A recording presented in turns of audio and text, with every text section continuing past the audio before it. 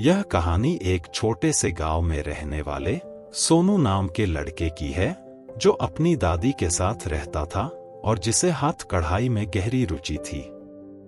गांव के लोग मानते थे कि हाथ कढ़ाई बच्चों का काम नहीं है, लेकिन सोनू ने अपनी मेहनत और धैर्य से इस कला में महारत हासिल कर ली।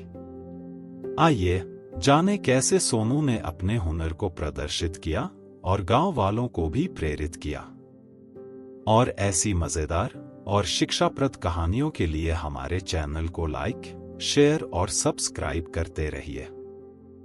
सोनू 8 साल का लड़का था जो पढ़ाई में बहुत तेज था। उसकी मां का निधन उसके बचपन में ही हो गया था और उसके पिता शहर में काम करते थे, इसलिए उसकी देखभाल उसकी दादी करती थी। सोनू को हाथ कढ़ाई में बेहद रुचि थी, लेकिन गांव के लोग इसे बच्चों का काम नहीं मानते थे। वे कहते, हाथ कढ़ाई तो बड़ों का काम है, सोनू को तो अपनी पढ़ाई पर ध्यान देना चाहिए। लेकिन सोनू इन बातों पर ध्यान नहीं देता था।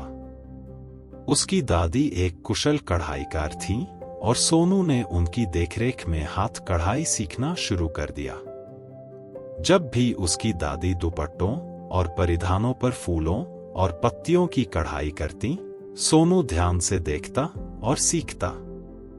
दादी उसे सिखाती कि कैसे सूत के एक एक धागे को सही नियंत्रण से जोड़ना है और सुंदर आकृतियां बनानी है। सोनू धीरे धीरे इस कला में माहिर हो गया। एक दिन गांव में एक बड़ी प्रदर्शनी की घोषणा हुई, जिसमें सबसे सुंदर हस्तशिल्प प्रदर्शित किए जाने थे।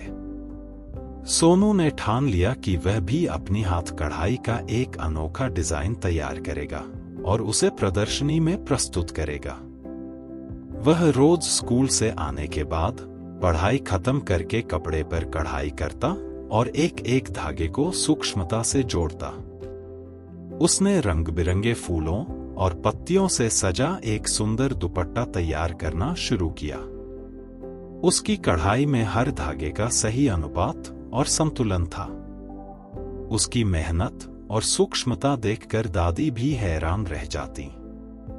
कई बार वह कहती, सोनू बेटा, थोड़ा आराम भी कर लिया कर, इतनी मेहनत मत कर।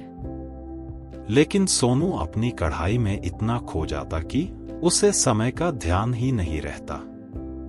जब वह अपने दुपट्टे के अंतिम चरण पर काम कर रहा था, अचानक एक गलती हो गई। एक धागा ढीला रह गया, जिससे पूरी कढ़ाई की बनावट बिगड़ गई। सोनू को समझ नहीं आया कि इस गड़बड़ी को कैसे ठीक करे। वह उदास होकर अपने दुपट्टे को देखने लगा। उसी समय उसकी दादी आई और उसकी परेशानी को समझते हुए बोली, बेटा, कढ़ाई का मतलब ही है धैर्य और संयम। ये धागे हमारे जीवन के धागों की तरह हैं। अगर कभी गड़बड़ हो जाए तो घबराना नहीं चाहिए। हमें धीरे धीरे इसे ठीक करना चाहिए। सोनू ने उनकी बात समझी और दोबारा कोशिश करने का निर्णय लिया। उसने धीरे धीरे उस ढीले धागे को खींचकर सही किया और फिर से उसे जोड़ दिया।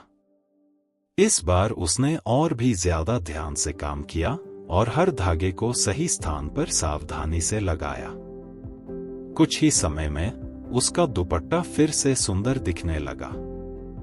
जब प्रदर्शनी का दिन आया तो सोनू ने अपनी बनाई हुई कढ़ाई को प्रदर्शित किया।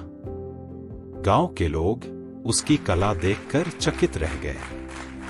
हर कोई उसके डिजाइन और सूक्ष्मता की तारीफ कर रहा था। सोनू के दुपट्टे ने प्रदर्शनी में प्रथम स्थान प्राप्त किया और उसे एक पुरस्कार भी मिला।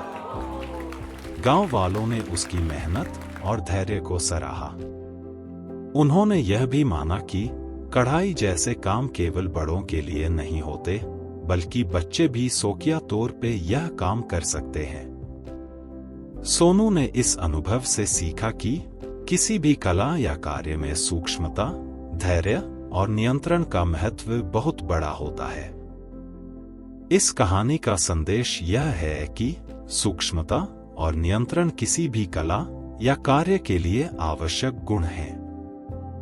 गलतियां हमें सुधार का अवसर देती हैं और हमें धैर्य सिखाती हैं।